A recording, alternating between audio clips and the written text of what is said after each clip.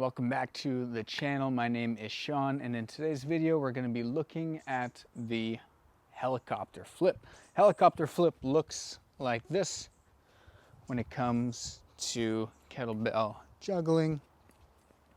We are coming up to our apex thanks to our pendulum style swing, and I'm manipulating the bell horizontally to the side, the bell handle horizontally to the side, keeping this parallel handle position with the floor.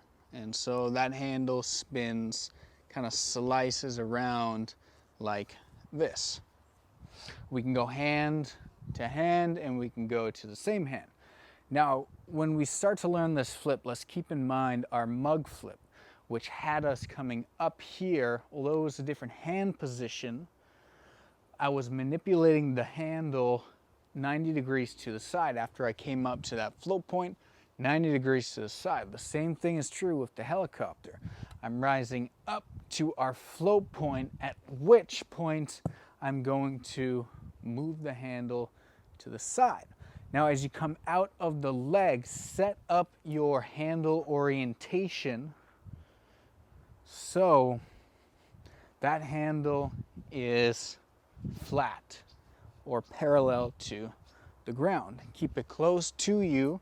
So again, we have room to extend our arm to create more momentum outside. And then as it relates to the hand position, there's different ways we can flip the helicopter flip.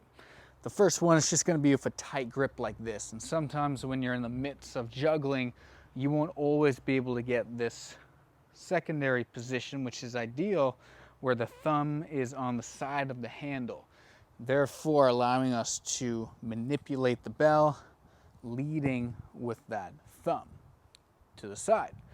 It's not always going to be super pretty when we're in the middle of a flow. We don't always grab the corner of the handle, in which case we have to just use a tight grip and gradually release it as I manipulate the bell out to the side. In an ideal world, however, I use my thumb as a last point of contact to guide that bell to the side. Now I come to that flow point.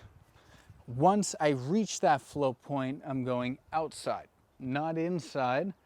Hand, palms facing down, float point, manipulating the bell out to the side. Now there's this concept when it comes to this flip and the oblique flip, which will be in the next video, called this double catch or this double contact catch that I like to talk about with my students online. And this is this idea that instead of just grabbing the handle as it comes around, as if we only get one window to catch the kettlebell, for example, as that bell comes around, we think, all right, I've got this small window of opportunity to catch like this. Instead of catching like this, I'm actually going to allow the kettlebell to make contact as it's coming around with my palm, okay, the corner of the handle coming around, making contact with my palm first contact, and then I know where the handle is, and then I can grab. So it turns out to be first touch, and then second touch is the catch. And so this is a foolproof way of being able to know where the handle is, even if we spin it a little too quick. So that's my little secret tip that I like to share.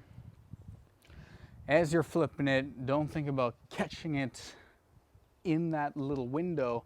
Think about making contact with the palm first and then establishing that secure connection.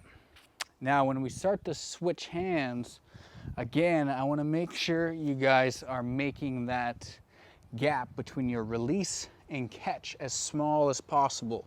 So if I'm coming up and releasing here, my catching hand is literally on the other side of the handle, and that handle is just going to go right into it. Make it simple for yourself. You see how my hand is open and ready to receive the handle. It's not coming from my hip. It's just going to make it difficult. Make it as easy as possible by minimizing the gap between release and catch. That is our helicopter flip. Enjoy the practice. In the next video, we're going to be looking at the oblique, a cousin to the helicopter, in terms of how we're releasing it and the point of contact when it comes to the catch, yet unique in its own value. And so we'll see you in that video. Take care.